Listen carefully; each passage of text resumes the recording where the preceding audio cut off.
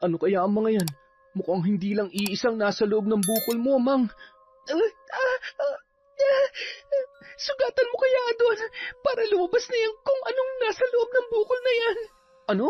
Ayoko nga. Baka kung ano pa mangyari sa'yo. Hayaan na lang muna natin. Sonya! Ate Sonya! Lumabas ka dyan! Harapin mo ako! Lumaban ka ng harapan!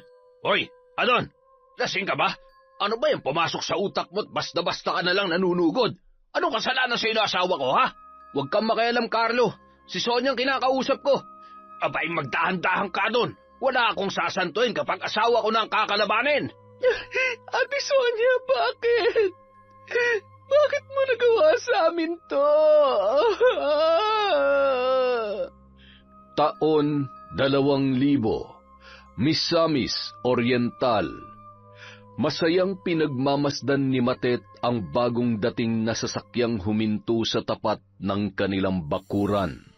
Ilang saglit pa ay sabik na sabik niyang hinagod ng tingin ang isang malaking karton na ibinababa roon. Mang, ano na naman ba yung ipinadeliver mo? Ref, Pang. Isang taong hulugan lang naman kaya kinuha ko na. Na naman? Aba, Mang naman. Hindi pa nga tayo nakakabayad ng renta dito sa bahay. Nagdagdag ka na naman ng sakit sa ulo. Hayaan mo na, malaking tulong din naman to sa atin. Tulong? Sakit sa ulo ka mo. Pang naman eh. Alam nga naman isoli ko yan. Huwag ka na mag-alala, rarakit ako para maipambayad sa mga nautang natin. Nautang mo ka mo. Ikaw lang naman ang utang ng utang. Ewan ko ba sa'yo, Matit? Ang dami mong alam. Payak lamang ang pamumuhay ng mag-asawa at hindi pa sila nabibiyayaan ng anak. Isang taxi driver si Adon at isang manicurista naman si Matet. Noong una ay maayos naman ang takbo ng kanilang buhay kahit hindi gaanong malaki ang kanilang kinikita. Subalit nang malulong sa pangungutang ang asawang si Matet ay halos araw-araw nang sumasakit ang ulo ni Adon nang dahil sa mga bayarin. Mang, bakit ang dilim yata dito sa bahay? Naputulan ba tayo ng kuryente? Oo, Pang eh. Ano? Binigyan naman kita ng pera kahapon para dun ah. Huwag mong sabihing ginastos mo na naman sa ibang bagay. Ano kasi, Pang? May nakita kasi akong mga bagong labas na CD ni Celine Dion. Kaya ayun, binili ko na. Sayang naman baka maubusan pa ako eh. Anak naman ng pating oh. Mas inuna mo pa yung CD na yan kesa sa kuryente natin? Sige nga, paano mo mapapanood ngayon yan? Ha? Kaya nga nangutang na ako sa 5-6 kanina, Pang. Hayaan mo bukas may kuryente na ulit tayo. Utang na naman? Ay nako, Matit, akala mo ba ganun lang kadaling magkapera? Pagod at puyat ang puhunan ko sa pamamasada tapos pag uwi ko rito sa bahay, ganito pang aabutan ko? Huwag mo nga akong pagtataasan ng boses, Adon. Nagtatrabaho din naman ako ah. Hindi ako palamunin dito. Hindi ka nga palamunin. Nagdadagdag ka lang ng mga bayarin. Ang hirap sa'yo, lagi ka nakikisabay sa mga uso-uso na yan. Kahit nga alam mong hindi kaya ng bulsa natin, pinipilit mo pa rin. Ambisyosa ka kasi. Oo, ambisyosa ako. Eh ano naman? Hoy, ikaw tong padre de pamilya, dapat magbanat ka ng buto para may pantustus ka sa pangangailangan namin. Ha? Kaninong namin? Namin na yan. Kanino pa? Eh di sa amin na magiging anak mo. Ha? Buntis ka, Mang? Ha? Buntis ka, Mang? Sipain kita dyan eh. Walang paglagyan ang tuwa ni Adon. Ilang taon na rin silang nagsasama at sa wakas ay nakabuo na rin silang dalawa. Buhat sa araw na yon, lagi nang iniintindi ni Adon si Matet. Kahit anong hiling ng asawa ay ginagawan niya ng paraan para maibigay rito. Hindi na rin siya nakikialam sa mga ginagawang pangungutang ni Matet. Hanggang sa isang araw, nagising na lang si Adon na lubog na pala sila sa pagkakautang. Paano ba yan, Adon? 7 buwan na tong anak natin sa sinapupunan ko pero hanggang ngayon wala pa rin tayong ipon para sa panganganak ko. Napupunta lang kasi sa mga bayarin ng kinikita ko, Mangi. Maski ako'y nahihirapan na rin. Yung ibang mga utang nga, hindi pa nababayaran. Ay, ano kayang makabubuting gawin, Pang? Ano kaya kung umuwi na muna tayo sa baryo namin? Doon, hindi na tayo magrerenta ng bahay. Saka, makakapag-alaga pa tayo ng mga hayop na pwede nating ibenta. Ha? Baka mahirapan lang ako doon, Pang.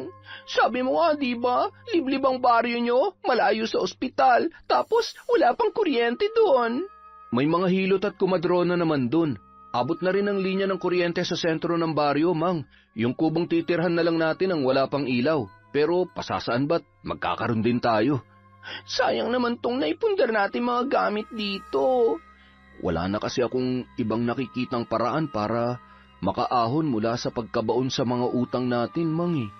Ibebenta natin ang mga gamit para makabayad na tayo, tapos umuwi na lang tayo sa baryo para makapagsimulang muli. Labag man sa kalooban ni Matet na pakawalan ang mga nakasanayan, ay nagkibit balikat na lamang siya sa suhestyon ng kanyang asawa. Sa loob lang ng 2 linggo ay maayos na nabayaran na nila ang kanilang mga pagkakautang. At dahil sa tagal na rin ni Adon sa kanyang serbisyo, ay binigyan din siya ng may-ari ng taksing minamaneho ng kaunting halaga. Lulan ng pampasaherong jeep, nagtungo ng baryo ni na Adon ang mag-asawa, dala ang pag-asa na mas giginhawa ang kanilang pamumuhay. Oo nga pala, Mang, sumulat pala ako sa pinsan kong si Carlo na uuwi tayo. Pinakiusapan ko na lang din siyang linisin ang kubo para doon na agad tayo tumuloy. Malapit lang bang bahay ng pinsan mo sa magiging bahay natin, Pang? Oo. Mabait si Carlo, Mang. Siguradong makakasundo mo siya. Hindi naman ako mahirap pakisamahan, di ba, Pang? Kaya kampante akong makakasundo ko ang mga kapamilya mo. May ipapakiusap lang sana ako sa iyo, Mang. Ha? Ano naman yon, Pang? Sana sa pagsisimula nating muli, hindi na tayo mabaon sa utang. Nakakadala na kasi. Alam mo yun? Oo naman, Pang. Natuto na ako, no? Saka may pag-iipunan pa tayo, kaya pas na muna sa mga utang-utang na yan. Itutuon ko ng pansin ko sa inyong 2 ng anak natin. Mahal na mahal ko kaya kayo. Ay, ang asawa ko talaga. Nanay na ang dating. Uy, namumula siya, oh. Kinikilig yan. Pakis nga. Pasado 4:00 na ng hapon nang dumating sila sa naturang baryo. Kahit mataas pa ang sikat ng araw ay hindi na gaanong ramdam dahil sa mga nagtatayugang mga nyug na nakatanim. Pangungopra ang pangunahing hanap buhay ng baryong yon. Bagay na kinalakihan ni Adon. Medyo malayo pang lalakarin natin, Mang. Kaya mo pa ba? Kaya pa naman. Mabuti na rin sigurong ganito para makapag-exercise na rin ako. O mag-iingat ka, ha? Maraming matutulis na sanga ng kahoy ang nagkalat sa daan. Parang ang sweet mo naman yata ngayon, Pang. Hindi pa ba nawawala ang kilig dyan sa dibdib mo, ha? Hala siya. Natural lang naman na alalahanin kita. Siyempre, dahil sa buntis ka at dahil asawa kita. Ano ka ba? Kung ganon, hindi ka kinikilig, ha, Pang? Ha? Kinikilig naman. Eh di inamin mo rin. Oo na. Halika na nga dito sa tabi ko. Huwag kang magpapahuli.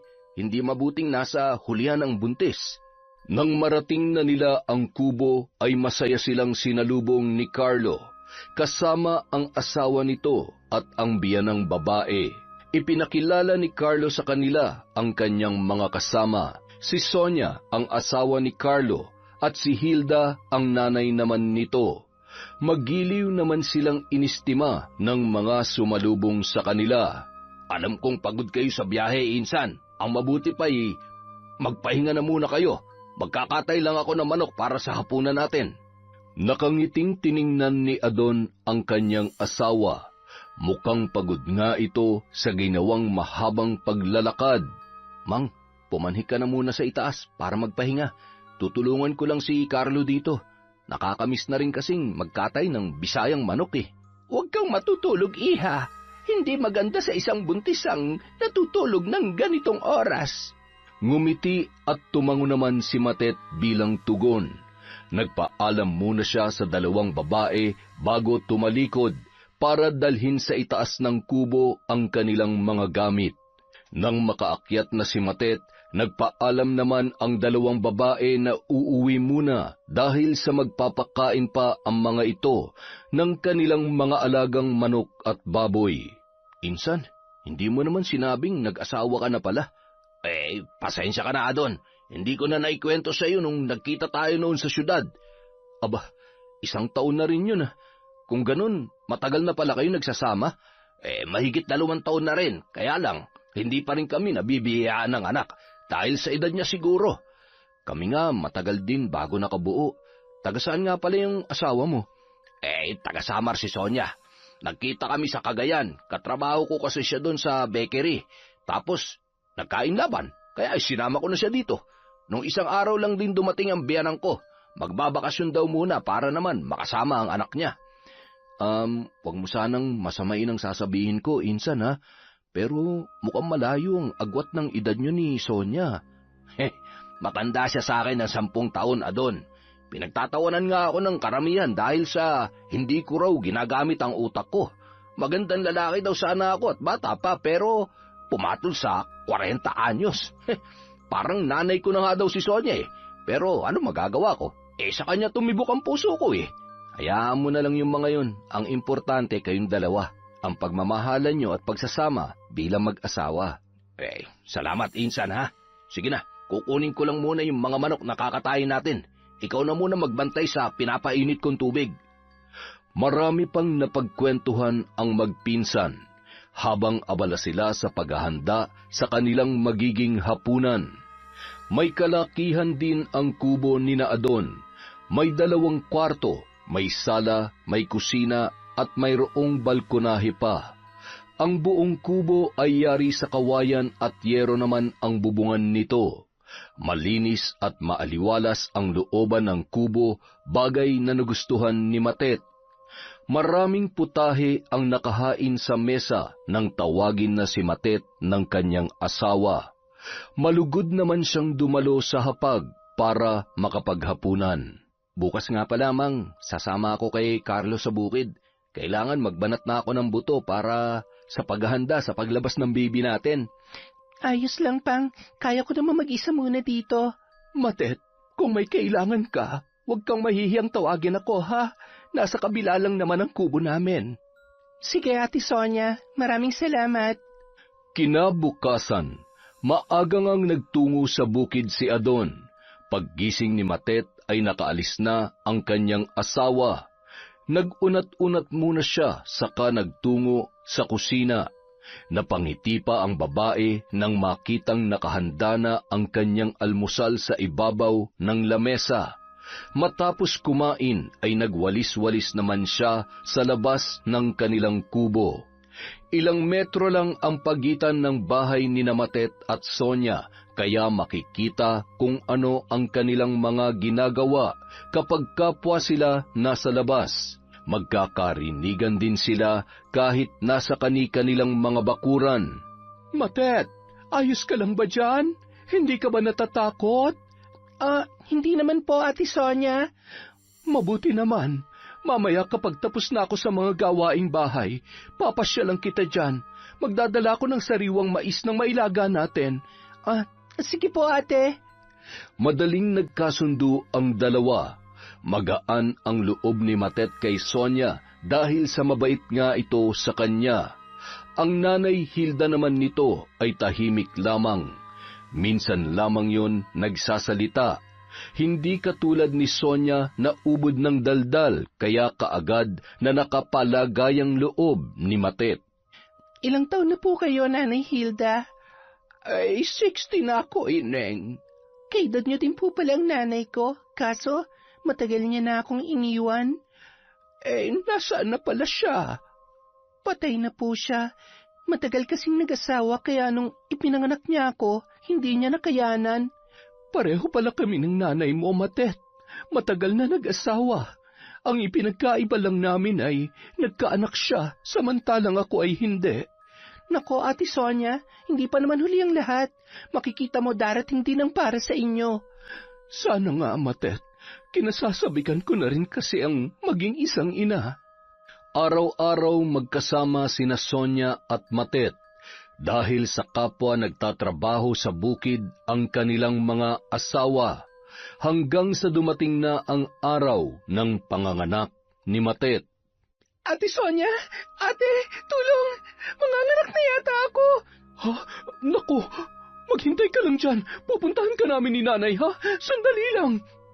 Hindi nahirapang kumuha ng kumadrona si Sonia para sa babaeng manganganak dahil maghihilot ang kanyang nanay Hilda.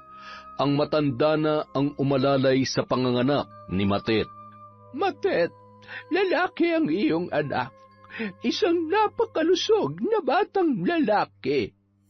Hindi mapantayan ang saya ni Matet nang malaman ang kasarian ng kanyang anak, sapagkat isang batang lalaki ang pinapangarap ng kanyang asawa. Wala namang paglagyan ang tuwa ni Adon nang sa kanyang pag-uwi ay nasilayan niya na ang kanilang supling. Salamat naman at biniyayaan tayo ng batang lalaki, Mang. Napakasaya ko. Manang-mana siya sa'yo, Pang. Kulay lang yata ang nakuha niya sa akin. Dapat lang na magmana ka kay Papa, Daking.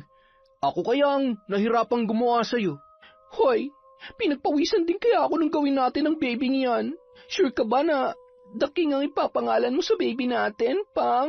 Siyempre naman, idol ko yata si Fernando Poe Jr., ang hari sa mga pelikulang Pilipino. Palayaw lang siguro niya ang Daking. Mas mainam pakinggan kung magiging junior mo siya. Mas bagay nga, Mang. Di ba, Daking? Adon Junior! Bagay, di ba? Naging katulong ni Matet si Sonia sa pagbabantay ng kanyang anak. At dahil sa bumalik na si Nanay Hilda sa Samar, ay tanging si Sonia na lang ang katuwang niya sa tuwing wala ang asawa nila sa bahay. Hanggang isang araw. Ang hirap palang maging isang ina, ate. Nakakapagod pero kapag nakikita ko ang ngiti ni Daking, napapawi lahat ng pagod at hirap ko sa pag-aalaga sa kanya. Gusto ko rin sanang maranasan niyang sinasabi mo sa akin, Matet. Ay, kailan kaya? Maghintay ka lang. Darating din ang para sa'yo. Sa ngayon, pwede mo namang maranasan na maging ina. Ituring mo na parang tunay na anak si Daking. Talaga ba, Matet? Oo naman, ate. Isang araw, nagtungo sa bayan si Matet para mamili ng mga pangangailangan nilang mag-anak. Iniwan muna niya si Daking kay Sonia. Isang tindahan ang kanyang nakita at ang nakasulat sa malaking karatulang nakapaskil doon ang umagaw sa kanyang atensyon. All items pa utang? Kaagad siyang pumasok sa tindahan na yon at tumingin-tingin sa mga nakadisplay. May mga gamit pang kusina, appliances, gamit pambata at kung ano-ano pa. Miss, pwede bang magtanong? Lahat ba ng items dito ay kailangan may down payment? Nang makuha ang sagot mula sa tindera, ay tumango lamang siya at dahan-dahang lumabas sa nasabing tindahan. Hindi mapakali si Matet kinagabihan. Napansin naman ito ng kanyang asawa, kaya tinanong siya nito kung ano ba ang problema. Ano kasi, Pang? May nakita kasi akong pautang dun sa bayan, mga gamit para sana kay Daking, kaso yung perang dala ko kanina, kasya lang sa mga pinamili ko. Wala akong pang-down. Huwag ka na mangutang. Bibilhin na lang natin kung ano man yung nagustuhan mo dun. Ano ba yun, Mang? Walker sana, tapos mga damit niya rin. Sige lang, bibilhin natin ang mga yan pag nakaipon na ako. 1 buwan pa lang naman si Daking. Nakasimangot na tumango si Matet. Alam ni Adon na hindi siya pabor sa suhestyon nito, ngunit minabuti na lamang niyang manahimik kahit pa nakaramdam siya ng sama ng loob. Kinabukasan, nasabi ni Matet kay Sonia ang hinanakit niya sa kanyang asawa. May naitabi akong pera, Matet. Bumalik ka ngayon din sa bayan. Bilhin mo na ang mga sinasabi mong gamit ni Daking. Huwag mo na lang yung utangin. Talaga, Ate Sonia? Salamat, ate, ha? Hulog ka talaga ng langit. Walang anuman. Para naman kay Daking yan. Nang makauwi si Adon, nagulat na lamang siya nang makita ang ilang mga bagong damit ng bata at ang isang walker. Mang, saan ka kumuha ng perang pambili nitong mga to? Huwag mong sabihing nangutang ka na naman. Nagbigay si Ate Sonia, Pang. Inutusan niya akong bilhin yan. Hindi ko na tinanggihan kasi para naman kay The King. Abay, nakakahiya naman.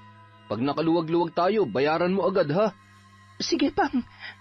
Ang pangyayaring yon ay naulit nang naulit nang naulit. Sa tuwing may gustong bilhin si Matet para sa anak niya, ay si Sonia ang kanyang nilalapitan para utangan ng pera. Hanggang isang araw. Mahal, siguro naman ay malaki-laki na rin ang ipon natin dyan. Palambing naman oh. Gusto ko sanang bumili ng bagong mga gamit para sa pagsasaka. Ha? Konti na lang kasi yun, mahal eh. Anong konti? Di ba hindi naman natin yung ginagalaw? Ano kasi, pinahiram ko muna kay Matet. Alam mo namang gipit sila, diba? Saka para naman sa mga gamit ng bata yun. Napapansin na kita, mahal ah. Parang sobrang naa-attach ka na kay The King. Pakiramdam ko nga, mas mahal mo pa siya kaysa sa akin eh. Halos mawalan ka na ng oras na asikasuhin ako dahil sa kababantay mo sa kanya. Mahal, pinapaalalahanan lang kita ha. Hindi mo anak si The King. May mga magulang yan. Alam ko. Gusto ko lang kasing maranasan kung ano ang pakiramdam na maging isang ina. Hindi naman sa naiinis ako dun sa bata pero sana naman, mahal, huwag mong ibigay ang lahat ng atensyon mo sa kanya. Pati tuloy pera na kailangan ko ngayon, nawala na dahil sa ginagawa mo. Isang umaga, nagising na lang si Matet dahil sa iyak ni The King. Dali-dali naman niyang binuklat ang blusa para padedein ang anak.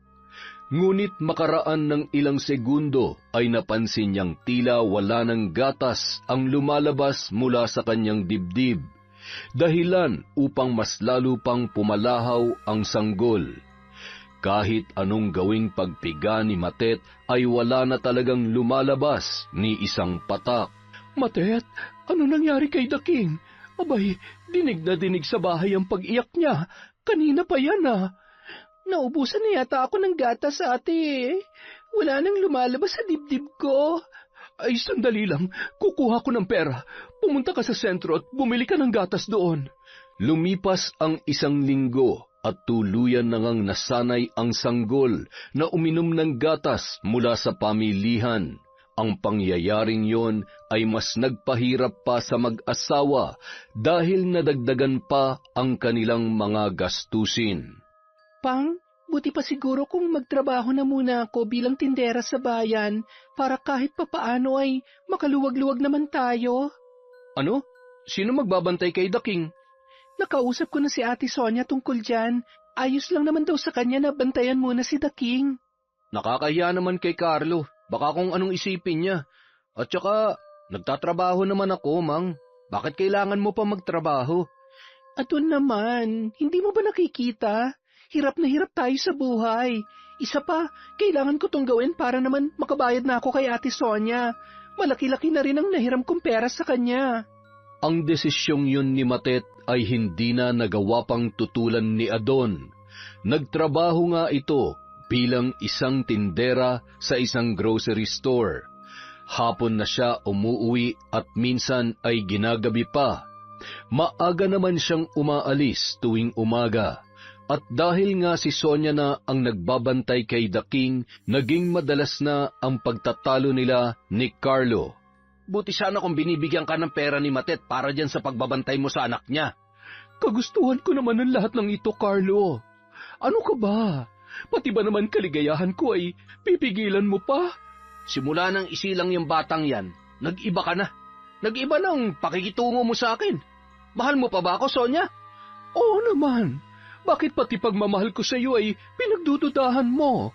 Kung ganon, tigilan mo ng pag-aalaga sa batang yan. Pinapipili mo ba ako, Carlo? Hindi ba halata?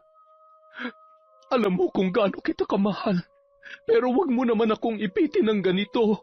Dahil kung ipipilit mo ang gusto mo, baka masaktan ka lang sa mga sasabihin ko. Sonia naman, May mga magulang ang batang yan. Hindi mo yan anak.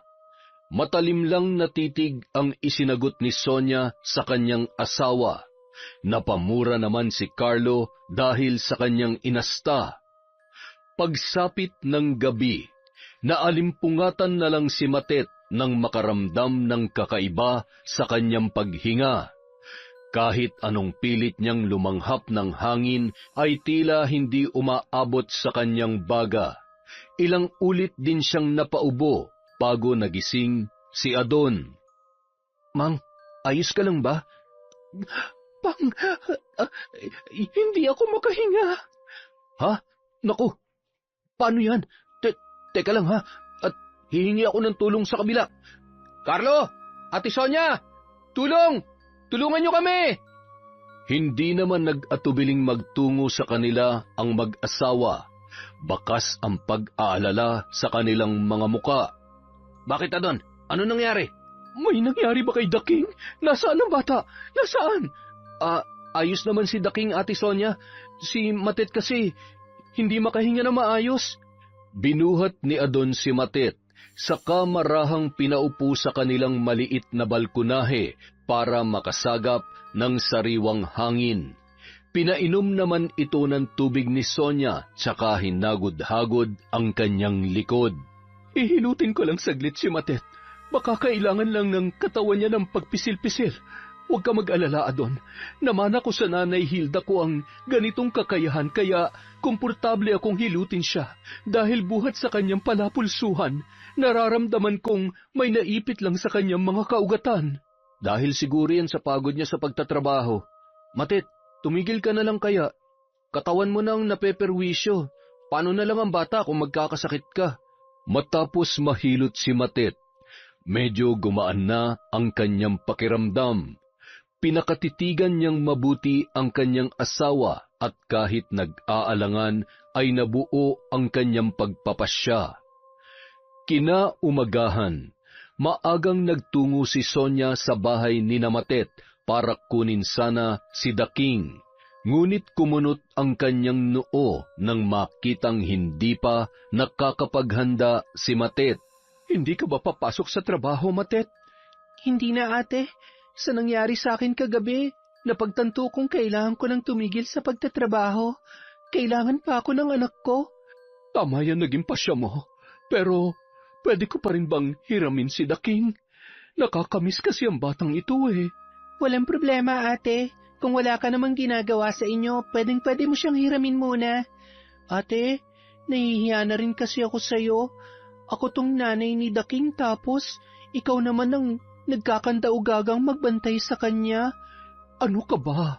Masaya akong bantayan siya. Ang cute-cute ng baby namin na yan, oh. Hindi niya naman naaabala si Mama Sonia, hindi ba? Salamat, ate, ha. Siya nga pala, yung utang ko sa inyo baka matagalan pa bago ko yun mabayaran. Hindi pa kasi nakukuha ni Adon ang parte niya sa koprahan eh. Ay nako, huwag mo munang alalahanin yun. Makalipas ang 1 taon, isang tanghali, umuwi ng bahay si Adon para kumain. Ide-deliver na kasi sa bayan ang koprang pinagkakaabalahan niya nitong mga nakaraang araw. Nasa harapan na sila ng hapagkainan nang may taong tumatawag sa labas. Bakit po? Ano pong kailangan nila? Ay, magandang araw po. Dito po ba nakatira si Matet? Yung dating nagtatrabaho sa may grocery sa bayan? Dito nga po. Bakit po? Pwede ko po ba siya makausap? Hindi na kasi siya nagpaparamdam buhat noong nangutang siya sa amo ko. Tiningnan ng masama ni Adon ang asawang sumisenyas na huwag sabihing naroon siya sa loob ng kanilang tahanan. Kahit naiinis sa asawa, ay mahinahong lumabas si Adon para kausapin ang kanilang bisita. Ako po ang asawa ni Matet. Pwede ko po bang malaman kung ano ang inutang niya sa inyo? Ay, set po ng pampaganda. Magkano naman po ang kailangang bayaran? 2,000. Ilang buwan na rin kasi siyang hindi nagpapakita sa amin. Nalaman na lang namin na hindi na pala siya pumapasok sa pinagtatrabahuhan niya. doon na ako nagtanong kung saan ba siya nakatira. 2,000? Ang laki po pala. Wala po kasi akong pera ngayon eh. Pwede po bang bumalik na lamang kayo sa susunod na araw? Sayang naman palang pagod ko sa pagpunta dito. Wala rin naman akong mapapala. Sabihin mo na lang sa asawa mo na ihatid ang bayad sa amo ko. Alam naman niya kung nasa ang pwesto namin. Matapos makaalis ang matandang lalaki, kinumpronta ni Adon ang kanyang asawa. Ano ba tong kahihiyan na pinasok mo, Matet? Akala ko ba nadala ka na sa mga pangungutang mo nung nasa syudad pa tayo? Ano na naman to? Akala ko kasi hindi na nila ako sisingilin. Hindi naman kasi epektibo yung mga produkto nila, Pang eh. Epektibo man o hindi, utang pa rin yun na dapat mong bayaran. Sabihin mo nga sa akin ang totoo, Matet. Kaya ka ba tumigil sa grocery para takasan ang pinagkakautangan mo? Basta, hindi ko babayaran ng mga yon. Paano kung bumalik dito yung naniningil? Anong sasabihin ko, ha? Ako nang bahala doon na doon. Diskarte ko na to. Huwag ka na makialam. Hay, ewan ko sa'yong babae ka. Problemahin mo yung mag-isa. Makalipas ang ilang linggo, muling bumalik sa kanilang bahay ang kolektor. Nagkataon namang nasa labas ng bakuran si Matet kung kaya hindi niya na naiwasan na magkaharap sila ng matandang lalaki. Ay, mabuti naman at ikaw ang naabutan ko rito, Matet. Kailangan ko na makuha ang bayad sa mga inutang mong mga epektos. Ha? Akala ko ba ako nang pupunta sa pwesto nyo? Bakit naman pumarini pa kayo? Ako nang pumunta dito dahil mukhang wala ka namang plano magtungo sa pwesto namin. Ano ba yan? Ano nga naman pumunta ako doon na walang dalang pera? Siyempre, saka na ako magpapakita sa amo mo kapag nagkapera na ako. Hindi kayo makapaghintay? Magbabayad naman ako Maghintay lang kayo. Aba, ikaw na nga itong hindi nagbabayad ng utang, ikaw pa itong galit. Natural lang na magalit ako. Ang kulit nyo kasi. Pabalik-balik kayo rito. Kayo nangangailangan, matuto kayo maghintay. Wala namang epekto yung mga produkto ninyo. Dahil sa mga pinagsasasabi mong yan ay mukhang wala na talaga kaming mapapala sa iyo Sana'y hindi ka balikan at singilin ng karma. Matalim siyang tinitigan ng matandang kolektor bago ito tuluyang lumisan sa kanilang bakuran. Hindi naman nagpatinag si Matet at gumanti rin siya ng masamang pagtitig sa matanda. Kinagabihan, mabigat na naman ang pakiramdam ni Matet. Nahihirapan na naman siyang huminga. Bumangon siya para kumuha sana ng tubig nang makapa ang maliit na umbok sa kanyang harapan, sa pagitan ng kanyang dibdib. Dala ng kuryosidad, sinipat niyang maigi yon gamit ang ilawang gasera. Nahindik siya nang makitang tumitibok-tibok ang bukol na parabang may sariling buhay.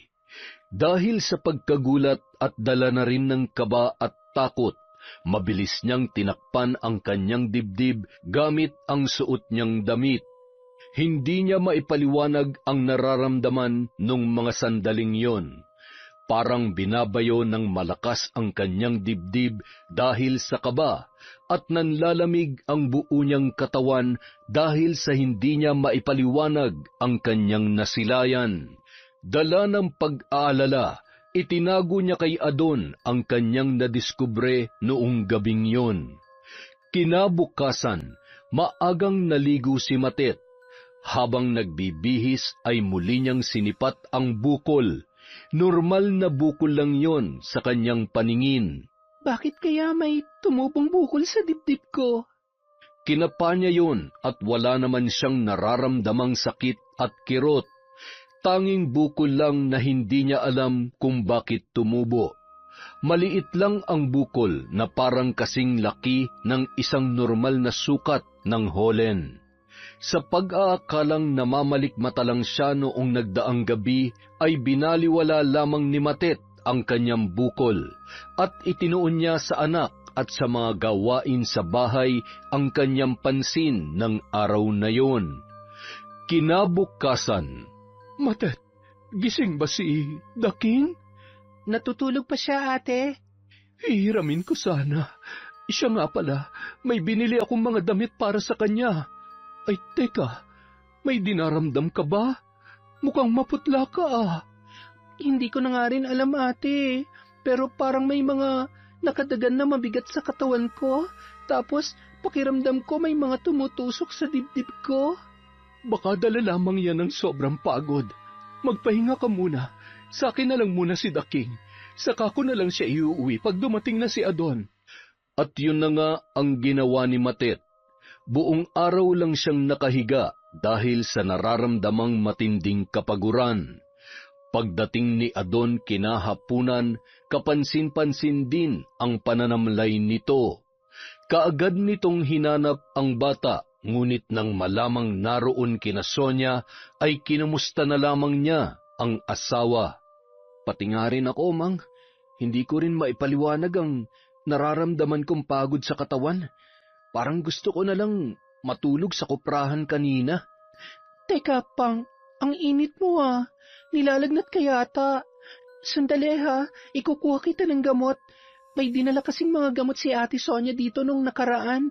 Galing daw sa center. Nang sumapit na ang dilim, hinatid na ni Sonia si The King sa mag-asawa. Ate, mataas ang lagnat ni Adon Baka pwede namang makisuyo na sa inyo na muna si The King para naman maasikaso at mabantayan ko na maayos ang asawa ko. Sige, walang problema. Baka mahawa rin ang bata pag itinabi niyo sa pagtulog, kaya mabuti nang doon na muna siya sa amin ngayong gabi. Sa pagbalik ni Sonia sa kanila, dala ang bata. Nalukot na naman ang muka ng kanyang asawang si Carlo. Oh, ba't naman ganyan ang reaksyon mo, mahal? Ba't nandito na naman yan? Nasaan ba yung dalawa? Nilalagnat si Adon. Nakiusap silang dito na muna sa atin si The King. Ay, nako. Paano ba yan? May balak pa naman ako sa iyong gawin ngayong gabi. Ay, nako. Sa susunod mo na lamang gawin yan, ha? Pangako, paliligayahin kita. May maliit na batang kailangang asikasuhin. Ilang beses pa naman tong humihingi ng gatas sa gabi.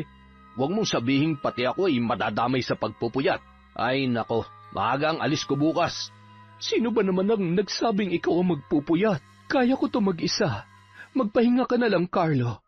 Nang sumapit na ang kalaliman ng gabi, nagsimula ng umiyak si The King.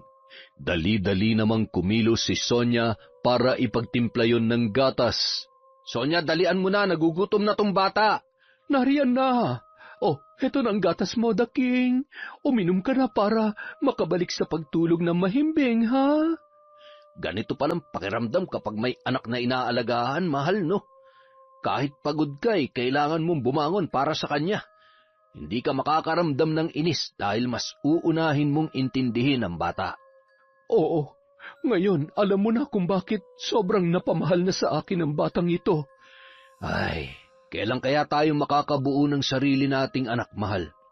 Hindi ko rin alam. Ang tanong, makakabuo pa kaya tayo sa tanda ko ng ito?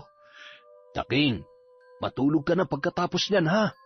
Magpapalindol pa kasi si Tito Carlo mo, para naman sa susunod, may pinsan ka na makakalaro. Ay naku, loko ka talaga.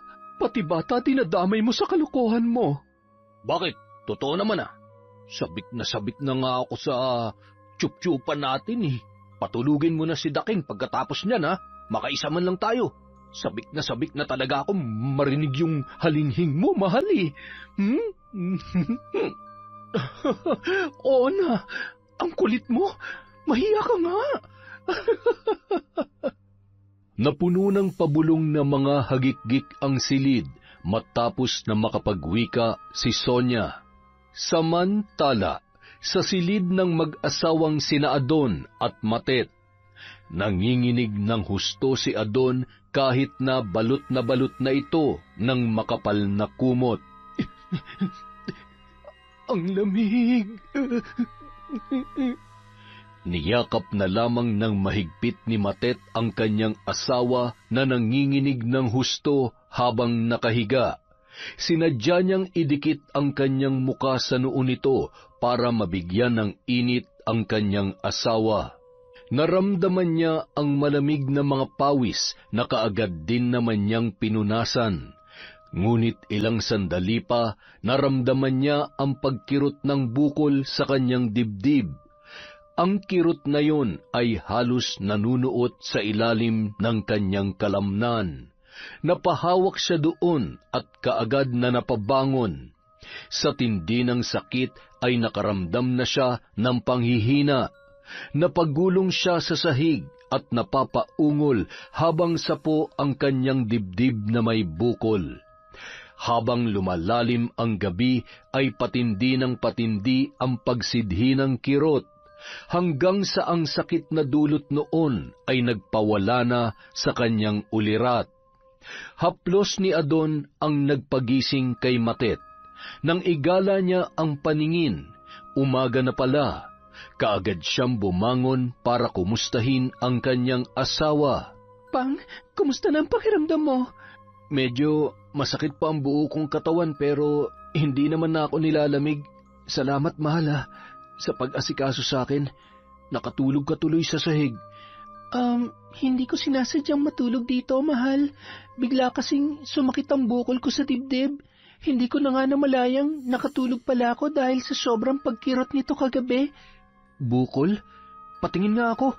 Itinaas ni Matet ang suot na blusa para ipakita sa asawa ang bukol na kanyang tinutukoy. Wala namang bukol dito, mga. Maliban sa 2 malapapayang nasa harapan ko. Anong wala? Huwag kang nga makulit dyan. Yung nasa gitna ng sinasabi mong papaya. Wala nga. Ikaw, mga. Kaya aga-aga, inaakit mo ko.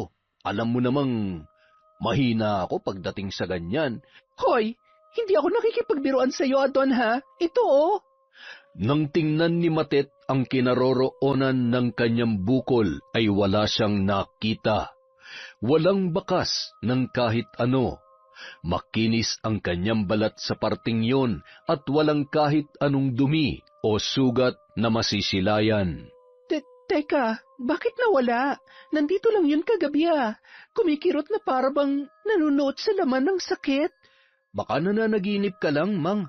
Ni minsan, hindi mo nga naikwento sa akin na may bukol ka dyan sa gitna ng dibdib mo. Pero totoo yun. May bukol ako dito. Kinagabihan, muling inatake ng matinding lagnat si Adon. Doon na naman kina Sonia natulog ang bata. Nang lumalalim na ang gabi, nakaramdam na naman si Matet ng pamimilipit sa sakit na dulot ng bukol na hindi niya maipaliwanag. Kahit mukhang nagdedeliryo na si Adon, ay nakita niya ang asawang pagulong-gulong sa sahig, habang sapu-sapo ang kanyang dibdib. Paggising sa umaga, nawala na naman ang lagnat ng lalaki. Nagmadali siyang inakay ang asawa at isinampa sa kanilang higaan para tingnan ang dibdib nito. Naalala niya kasing sobra ang pamimilipit ng kanyang asawa kagabi. Nang suriin niya ang dibdib ni Matet, ay wala naman siyang nakitang kahit ano. Gaya noong nakaraan, makinis ang balat ng kanyang asawa sa parting yun at walang bakas ng kahit na ano. Dumukwang si Adon para sana gawaran ng halik ang noo ng asawa nang ito ay magising. Adon, hindi na yata magandang nangyayari sa ating dalawa. Anong ibig mong sabihin, Mang? Hindi na to normal. Baka pinaglalaroan na tayo ng kung anong elemento. Paano mo naman nasabi yan? Nangyayari talaga na kung minsan nilalagnat ang isang tao tuwing sumasapit ang gabi. Paanong hindi naging normal yun, Mang? Paano mo ipapaliwanag ang pagsulpot at biglang paglalaho ng bukol ko sa dibdib? Totoo ba talagang nagkakaroon ka dyan ng bukol, Mang? Ano sa tingin mo? Gumagawa lang ako ng kwento? Oo, nagkakabukol ako. Kaya lang nawawala pagsapit ng araw. Alam mo, mabuti pa. Magpatingin na lang tayo sa albularyo. Hayaan mo. May kakilala akong albularyo sa bayan. Puntahan natin mamaya. Hindi na ipinaalam ng mag-asawa kina Sonia at Carlo ang lakad nilang yon. Sinabi lang nila na bibili lang sila saglit ng gamot sa bayan. Inihabilin na rin nila ang kanilang sanggol sa mag-asawa na ikinatuwa naman ng dalawa. Napamahal nang talaga sa kanila ng sobra ang bata, kaya mas ikinatuwa pa nila na sila lagi ang nakakasama ni Daking. Sa bayan, hinanap ni Adon ang kakilala niyang albularyo. Kumonsulta kaagad sila rito na matagpuan nila ang bahay noon. Matapos na ihanda ng albularyo ang batsyang may lamang tubig, ay dinasalan nito ang nakasinding kandila. Ginawan niya rin ng maliit na hiwa ang daliri na mag-asawa para lumabas ang patak ng kanilang dugo. Sa sandaling pigain niya yon, mariing hinawakan ng matanda ang daliri na mag-asawa at lumabas mula sa sugat ang 2 patak ng dugo. Matapos yun ay ipinatak naman niya sa tubig ang sinindihang kandila. Mula sa patak ng kanilang dugo at sa mga patak ng kandila ay mayroong nabuo na isang hugis. Base sa mga ibinahagi niyong paglalarawan sa inyong mga nararamdaman, sinasabi ng batya ko na pinaglalaroan kayo ng isang mambabarang. Marahil ay may utang kayo sa kanya at naniningil na siya. Ay, Diyos ko, totoo po ba yung mga sinasabi ninyo, Ingkong Bartolo? Hindi pa nagkakamali sa pagbigay ng impormasyon ng aking mga kagamitan, Adon. Matit, binayaran mo na ba yung pinagkakautangan mo dito sa bayan? Ha? Hindi pa. Sa tingin mo, sila kaya ang gumagawa nito sa atin? Bakit?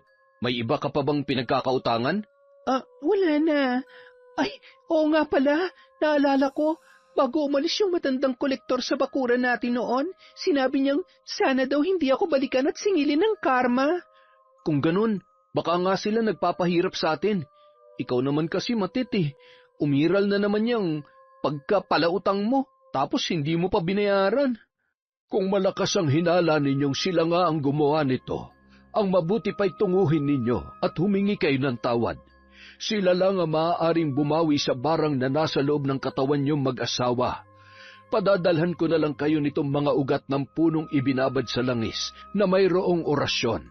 Ilagay niyo ito sa tubig na iniinom ninyo para hindi gaanong sumidhi ang sakit sa inyong mga katawan mamayang gabi. Nagtungo nga ang mag-asawa sa pwesto ng pinagkakautangan ni Matit. Doon ay naabutan nila ang isang matandang babae. Si Adon na ang nakipag-usap doon. Magandang araw po, ma'am. Yes? Anong atin? Naparito po ako para magbayad sana ng utang. Okay. Anong pangalan? Matit po. Matit ho? Ang dami kasing matit dito. Wait, may matit sa grocery, matit sa bakery, at matit sa isdaan. Alin siya dyan? Yung matit sa grocery po yata. 2,000 pesos. Inabot ni Adon ang 2,000 piso sa babae. Tinanggap naman yun at isinilid sa kaha ang pera.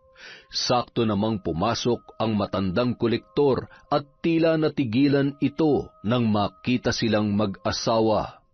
Mabuti naman at nagbayad ka na rin, Matet. Akala ko kasi ay ililimos na namin sa iyo ang 2,000 piso. Ang talas naman ng dila niyo kung makapagsalita sa asawa ko. Konting respeto naman, Manong. Itanong mo muna sa asawa mo kung maayos ba ang pakikitungo niya sa akin noong nagpunta ko sa inyo. Baka hindi niya naikwento kung paano niya ako binastos. Kaya ba binarang niyo kami dahil lang sa 2,000 piso? Dahan-dahan ka sa pambibintang mo, babae. Hindi basta-basta ang mga paratang mo. Manong, kung ano man ang dahilan ng hindi niyo pagkakaunawan ng asawa ko, sana naman ay palipasin niyo na lang. Nagmamakaawa ho ako sa inyo. Bawiin niyo ng barang na ipinataw niyo sa amin. Aba, mga walang hiya kayo Lumayas kayo dito sa pwesto namin. Layas! Hindi kami mga mambabarang. Umalis na kayo bago pa ako magtawag ng tanod. Alis! Nataranta namang umalis ang dalawa dahil sa nakitang galit sa matandang kolektor. Pulang-pula ang mukha nito at talagang kababakasan ng totoong inis. Ganoon ba talaga ang mga mambabarang? Mainitin ang ulo? Hindi naman yata mambabarang yung mga yun. Wala sa itsura Yung isa maarte, tapos yung matanda, bugnutin. Paniguradong pati itim na mahikay, hindi magtatagal sa ugali nila. Adon naman Totoo nga kayang pinarang tayo. Baka pinagtitripan lang tayo ni Ingkong Bartolo. Hindi magbibiro si Ingkong pagdating sa mga seryosong bagay, Mang. Tsak lahat ng mga sinabi niya pawang may katotohanan. Ang kailangan lang nating gawin sa ngayon, maghintay. Kung tatalab ba tong gamot na ibinigay niya, tapos Bumalik tayo sa kanya sa susunod na mga araw. Sa muling pagsapit ng gabi, umatake na naman ang matinding kirot sa dibdib ni Matet. Namimilipit pa rin siya ng husto kahit na nakainom na siya ng pinagbabaran ng mga ugat na binigay ni Ingkong Bartolo. Si Adon naman ay hindi na gaanong nanginginig sa nararamdamang lamig sa kanyang katawan. Mang, mukhang tumalab nga ang gamot na binigay ni Ingkong Bartolo sa akin. Hindi na nakasagot pa si Matet sa asawa dahil sa halos mawalan na siya ng malay, dala ng tumitinding pananakit ng kanyang dibdib. Mang, uminom ka lang ng uminom nitong tubig, nang sa ganun ay mabawasan ang iniinda mong sakit. Siya nga pala, patingin nga ng sinasabi mong bukol. Itinaas ni Adon ang blusa ng kanyang asawa para sipatin ang dibdib nito. Ganoon na lamang ang kanyang panghihilakbot nang makitang malaki pala ang sinasabing bukol ni Matet, at ang mas nakakapanindig balahibo ay hindi ito napipirmi sa iisang pwesto. Para bang gumugulong-gulong ang bukol sa bawat parte ng dibdib ni Matet na kasing laki na ng kamao ni Adon. Diyos ko, Mang, ano to? Bakit tila mayroong sariling buhay ang bukol mo? Ungol na lamang ang tanging itinutugon ni Matet sa kanya.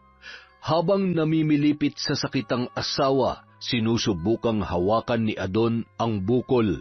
Malambot yon at parabang may nakakapasyang mga naggagalawang kung ano sa loob. Ano kaya yung mga yan? Mukhang hindi lang iisang nasa loob ng bukol mo, Mang.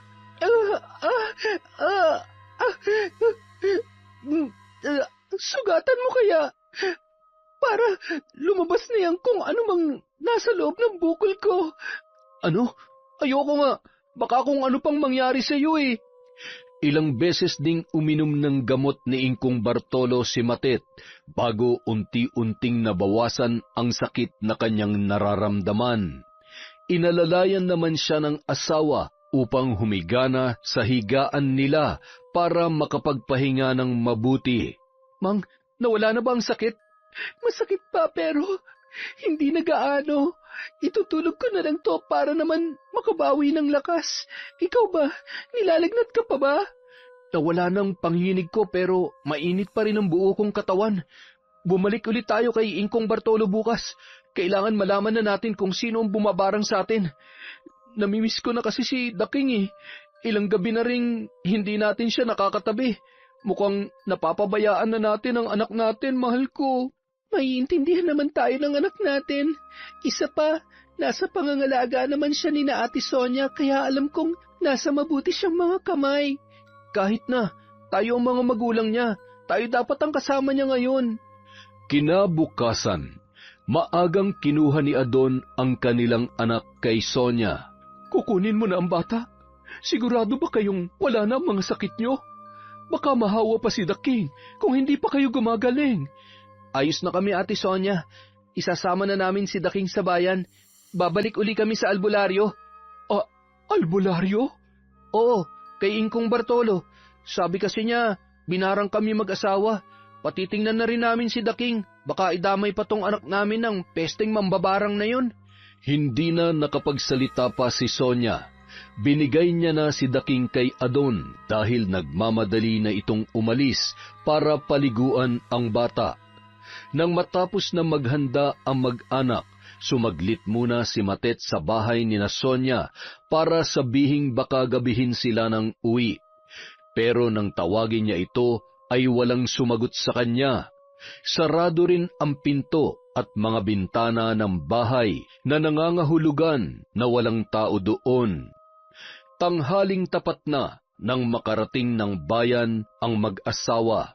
Dumaan muna sila sa isang karinderya para mananghalian bago tuluyang nagpunta sa bahay ng albularyo. Ingkong Bartolo, naparito po kami para sabihing tila may kung anong hayop ang nasa loob ng bukol ko. Kaso nga lang sa gabi lang po yun lumilitaw. Hindi niyo makikita ang bukol sa araw. Matet, Adon, kilala ko na ang mambabarang na nagpapasakit sa inyo. Sino po? Kanina lang ay pumarito siya. Binalaan niya kung oras na makialam ako sa ginagawa niya sa inyo, ay malalagay daw sa alanganin ang buhay ko. Bilang albularyo, tungkulin ko ang tulungan kung sino man ang nangangailangan. Sino po ang bumarang sa amin ng asawa ko, Ingkong Bartolo? Ang asawa ng pinsan mong si Carlo, Adon.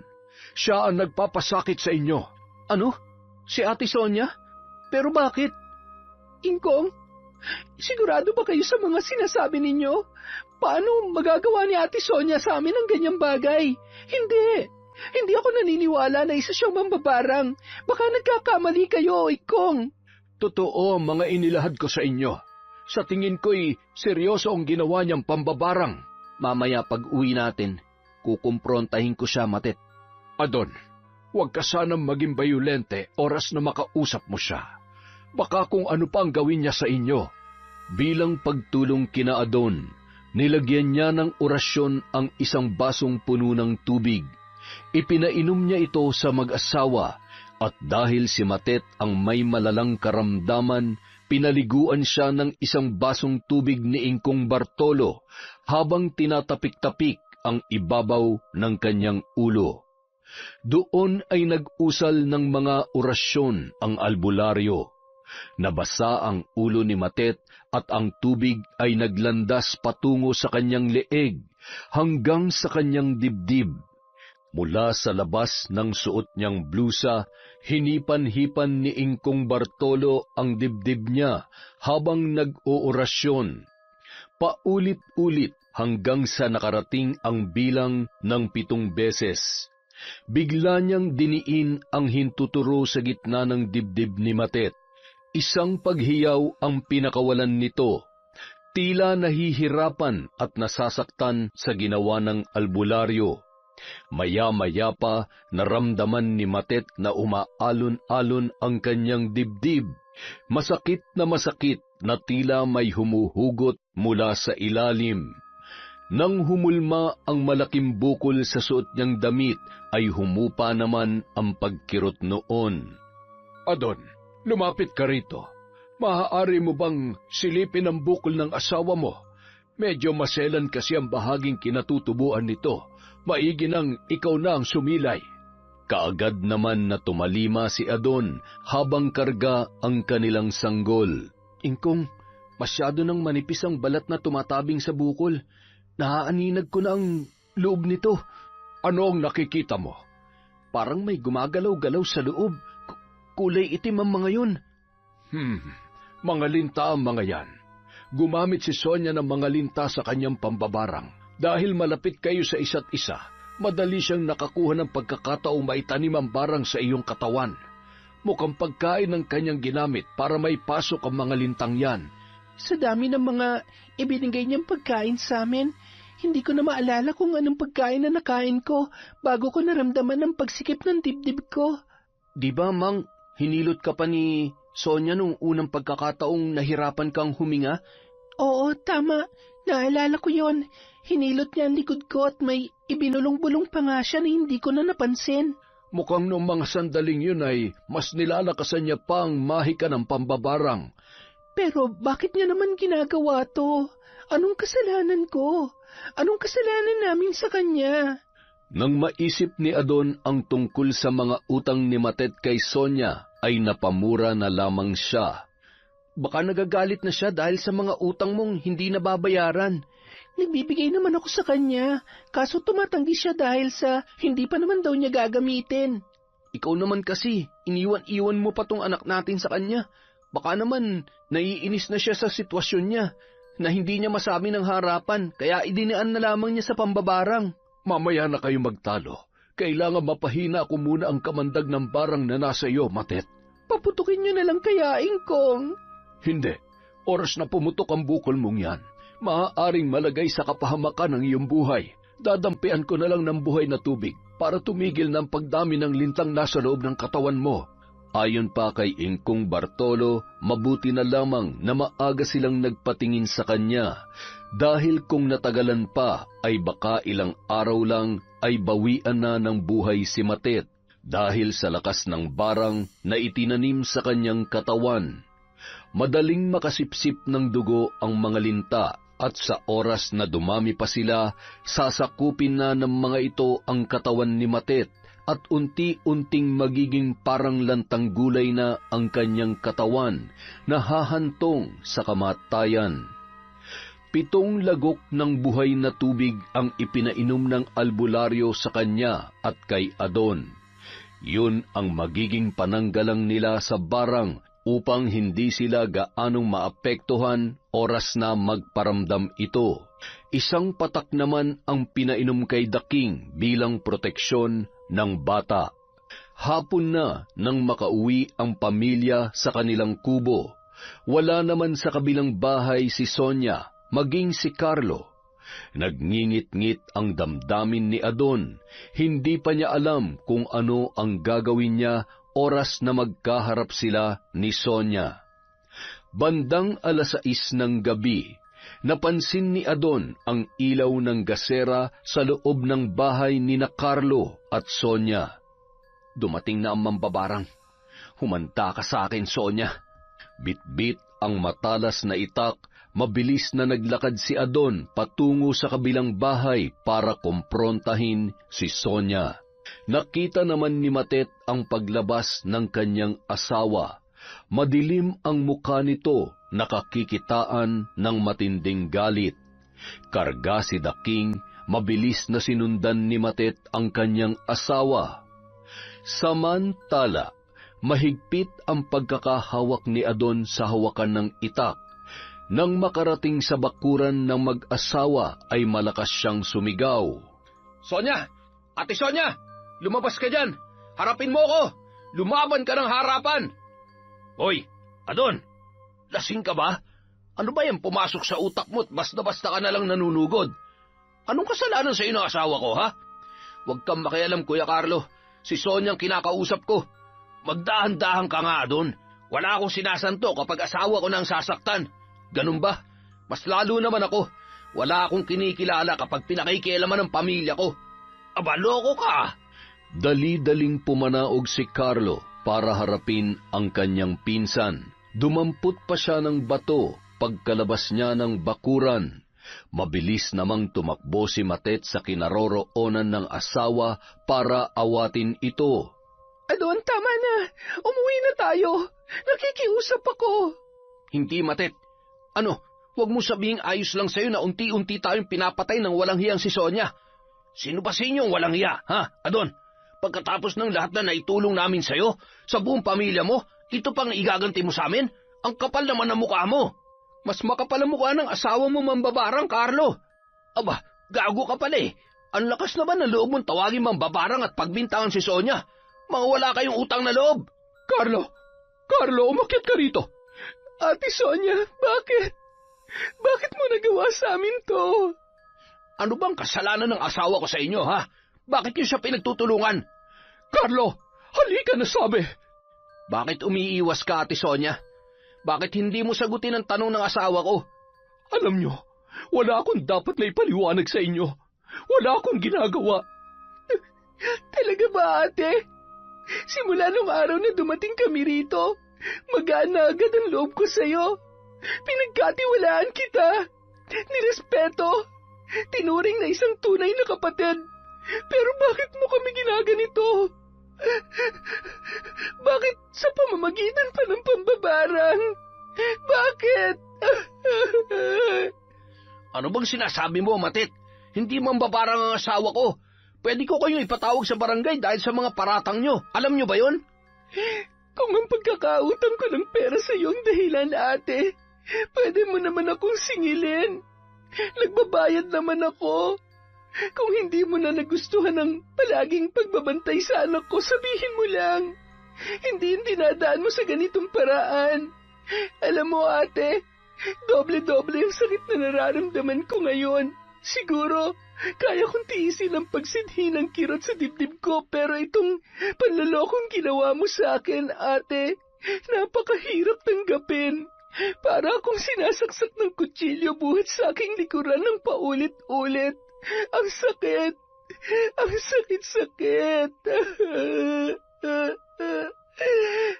Dahil sa sinabi ni Matet, Naikuyom ni Sonia ang kanyang mga kamay. Bumuga siya ng hangin na halatang nagpipigil ng galit.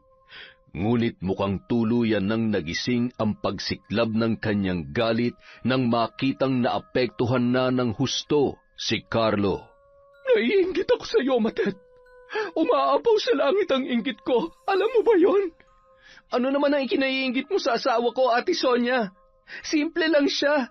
Walang kaarte-arte sa katawan at palautang pa. Hindi ako magkaanak. Wala akong anak. Samantalang si Matet, biniyayaan ng sanggol.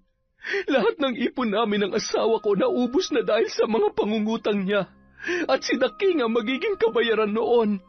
Gusto kong mamatay na siya. Mamatay na kayo para mapasa amin na si Daking. Ang anak kong si Daking.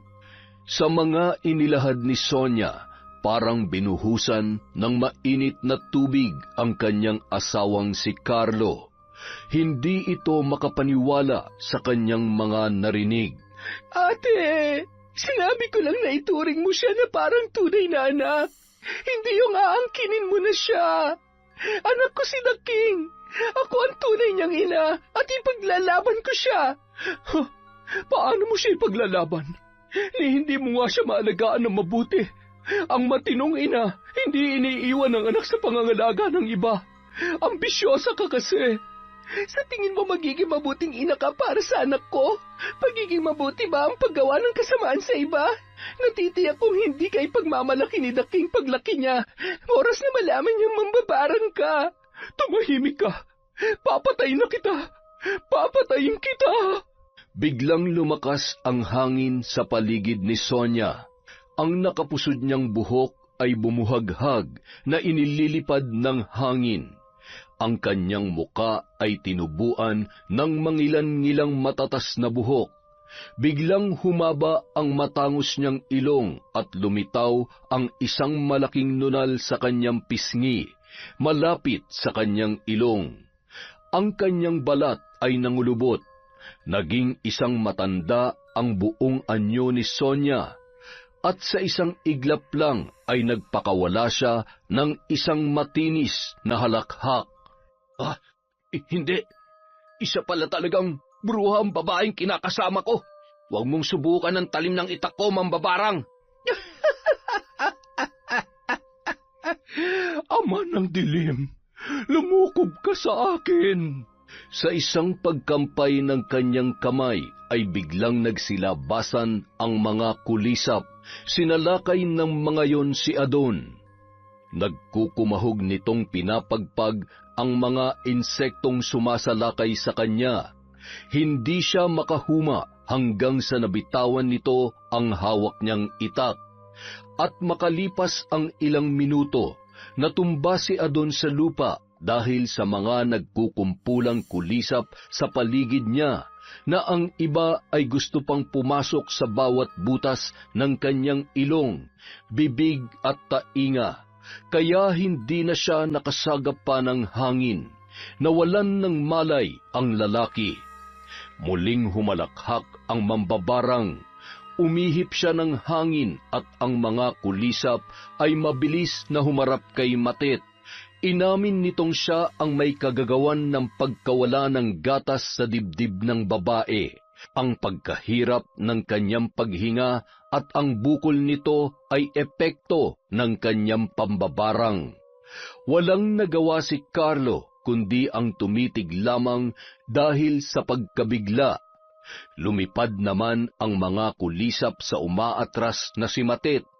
Iiling-iling siya na tila ba nakikiusap na huwag siyang sugurin ng mga kulisap ng mambabarang, hanggang sa isang pagtili ang kanyang pinakawalan. Sa ginawang yon ni Matet ay nagising ang karga niyang si Daking. Biglang umiyak ang bata. Pumalahaw ito na parabang alam ang nangyayari sa kanyang paligid.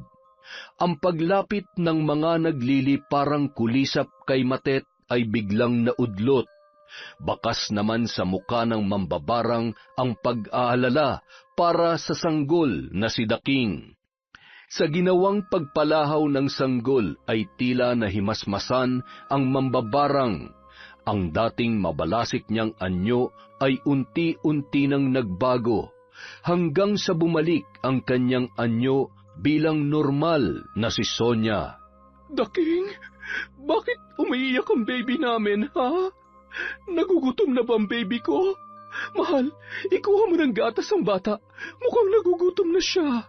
Bigla namang natauhan si Carlo mula sa pagkakatulala. Pinakatitigan niya si Sonia, ngunit ang pagmamahal niya para dito ay tila napalitan na ng takot at pangamba. Hindi naman makapaniwala si Matet sa biglang pagbabago ng damdamin ni Sonia nang umiyak ang kanyang anak.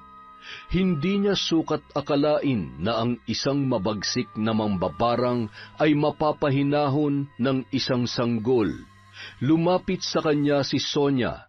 Nang akmang kukunin nito ang bata, ay kaagad niya yung inilayo mula doon.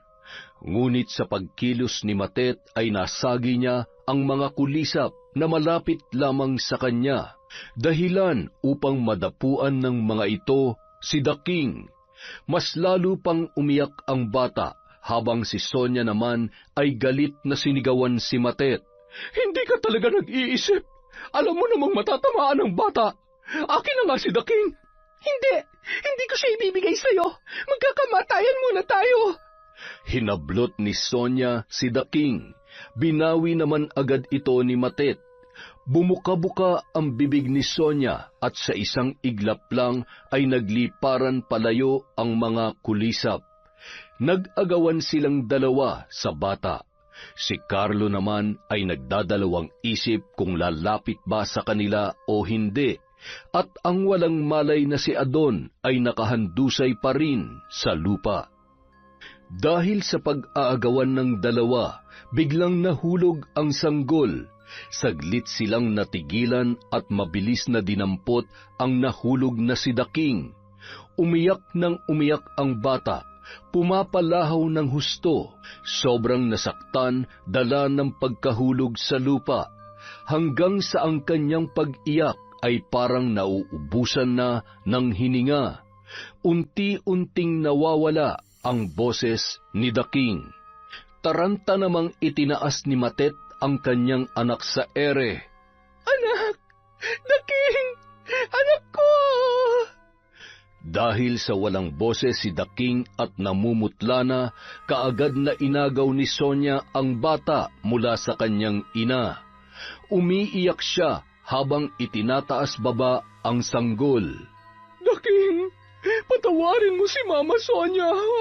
Kung hindi lang sana ako gumawa ng masama sa mama mo, hindi mo sana dadanasin ito. Anak ko, Daking, pangako, babawiin ko na ang barang sa kanila. Huwag mo lamang kaming iiwan. Kasabay ng pagtaas baba ni Sonia sa bata ay bumubuka-buka ang kanyang bibig. Isang orasyon ang kanyang inuusal. Makalipas ang ilang minutong pamumutla ni Daking, bigla na lang itong pumalahaw ulit at ang kulay ng kanyang balat ay bumalik na sa dati. Kaagad naman siyang niyakap ni Sonia ng mahigpit. Hindi kakayanin ni Mama Sonia na mawala ka. Mahal na mahal kita, anak. Daking. At tumigil sa pag-iyak ang bata nang makita ang muka ni Sonia. Binanggit noon ang salitang mama. Nang marinig ni Matet ang sinabi ng kanyang anak, ay nasiyahan siya nang sa wakas ay nasambit na nito ang unang salitang lumabas sa kanyang bibig.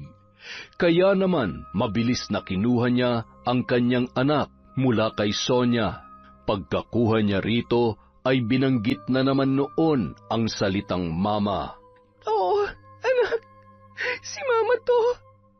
Narinig mo yon, Ate Sonia? Mama daw. Samantala, nagbalik na ang ulirat ni Adon. Nakita niya ang tagpo ng dalawang babae. Matet, huwag kayong lumapit sa babaeng yan. Ilayo mo ang bata sa kanya. Mabilis ang ginawang pagkilos ni Adon. Dinampot niya ang nabitawang itak at kaagad na sumugod papunta sa dalawang babae. Nakita ni Matet ang ginawa ng kanyang asawa. Kaagad niyang ibinigay kay Sonia ang bata at mabilis na iniharang ang sarili sa harapan ng babae. Adon! Wag! Ang galit na si Adon ay biglang natigilan sa ginawa ng kanyang asawa. Ano bang kabaliwan ang ginagawa mo, Matet? Wag! Nakikiusap ako! Ayaw ko maging kriminal ka! Anong gusto mo? Mapatay ng bruhang yan? Nahihibang ka na ba? Habang nakatalikod ang nanggagalaiti sa galit na si Adon, hawak-hawak ang matalas nitong itak, nakaramdam naman si Carlo ng pag-aalala para sa asawang si Sonia. Napagtanto niyang kahit nakita na niya ang pagiging mambabarang ng asawa, ay hindi pa rin pala nawawala ang kanyang pagmamahal para dito. Kinuyom ang batong hawak. Mabilis na tinakbo niya si Adon at kaagad na inihampas dito ang hawak niyang bato. Dahilan para bumagsak ang pinsan at pumulandit ang maraming dugo mula sa kanyang ulo. Nagsisigaw naman si Matet dahil sa sinapit ng kanyang asawa. Adon! Anong ginawa mo sa asawa ko, Carlo? Hindi ko sinasadya. Napatakip naman ng bibig si Sonia. Hindi niya sukat akalain na magagawa pa rin siyang iligtas ng kanyang asawa sa kabila ng mga nalaman nito at nakita. Nanginginig na binitawan ni Carlo ang bato. Nilapitan ang kanyang pinsan na nanlalabo na ang paningin. Adon, pinsan, patawad. Patawarin mo ako. Hanggang sa bumagsak na si Adon at tuluyan ng nawalan ng malay. Dahil sa nangyari, binuhat ni Carlo ang kanyang pinsan at dinala sa loob ng kanilang kubo. Kaagad siyang kumuha ng malinis na tela upang idiin sa sugatang bahagi ni Adon. Ang dalawang babae naman ay kaagad na sumunod sa kanya. Umiiyak si Matet na dinaluhan ang kanyang asawa. Takot siya na baka kung ano na ang mangyari dito. Ilang minuto pa ang lumipas, hindi pa rin nagigising si Adon. Balot na ng benda ang kanyang ulo, ngunit hindi pa rin tumitigil ang pagdurugo. Halo-halong emosyon na ang namumuo kay Matet. Humahagulgul na siya habang pinagmamasdan ang kanyang asawa. Tabi, akong bahala sa kanya. Anong gagawin mo sa asawa ko, Ate Sonia? Mahal, pakiusap. Hayaan mo na si Adon. Huwag mo siyang tuluyan. Mali ang iniisip ninyo. Gagamutin ko siya. Tumabi ka, Matet. Naghahabol tayo ng oras. Nag-usal ng orasyon ang mambabarang. Dinukot niya mula sa kanyang bulsa ang iilang mga dahon na kinuha niya kanina sa labas habang abala sina Carlo at Matet sa pag-aasikaso kay Adon. Dinasalan niya yon at kaagad na binuksan ang bendang nakapalibot sa ulo ni Adon at itinapal niya ang mga yon. Maya-maya pa, tumigil na ang pagbulwak ng masaganang dugo. Ilang minuto pa ay napaubo na si Adon nang siya ay magising. Mabilis itong bumangon mula sa pagkakahiga at nagulat na lang siya nang makitang nasa harap niya si Sonia. Anong ginawa mo sa akin? Nasaan ang mag-ina ko? Adon, salamat naman at gising ka na, Pang. Sobrang nag-alala ako sa'yo. Si Ate Sonia ang gumamot sa'yo. Insan, patawarin mo sana ako. Gusto ko lang protektahan si Sonia. Patawarin mo sana ako, Insan. Bakit tinulungan ako ni Sonia? Dahil nagsisisi ng asawa ko, pinsan. Naguguluhan man, pinili na lamang ni Adon ang manahimik. Niyakap na lamang niya ang kanyang mag-ina. Mang, sumasakit pa ba ang bukol sa dibdib mo? Kinapayon ni Matet at hindi niya na maramdaman. Patawarin mo sana ako, Matet. Nabulag ako sa inggit. Sa kagustuhan kong maagaw si Daking sa inyo. Nakagawa ko ng mga bagay na hindi ko inakalang hahantong pala sa ganito. Pati si Daking ay nadamay. Nasaktan ko siya. Hayaan mo, babawi ako sa inyo. Ate Sonia, masakit ang ginawa mo sa akin, pero ayaw ko magalit sa'yo. Tinuring na kita na parang isang tunay kong kapatid, at handa akong patawarin ka. Salamat, Matet. Maraming salamat. At nagyakapan na ang dalawang babae. Ngunit saglit lamang yun dahil nagpumiglas na si Daking na kalong ni Matet. Si Daking ang dahilan kung bakit ginusto kong patayin ka sa pamamagitan ng barang. Dahil gusto kong ako na ang kilalanin niyang ina. Pati si Adon ay pinatawan ko rin ang barang para kapag nawala na kayong dalawa, makakabuo na kami ni Carlo ng isang masayang pamilya. Ngunit si Daking rin palang magpapamulat sa akin ng aking mga kamalian.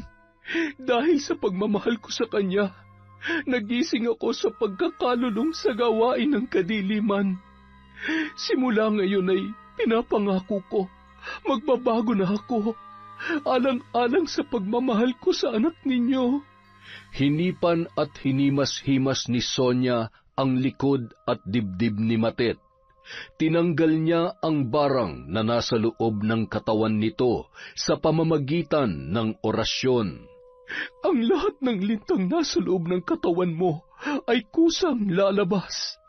Nang gabi rin yun, nagkapatawaran na ang apat at nangako si Sonia na hinding-hindi na siya gagamit ng barang kahit kailan. Panggagamot at panghihilot na lamang. Nalaman din ni Carlo mula sa asawa na ang isang mambabarang ay mayroon ding karunungan sa gamutan. Kinabukasan, nakaramdam ng pananakit ng tiyan si Matet. Dali-dali siyang nagtungo sa kubeta para ilabas ang kanyang dumi.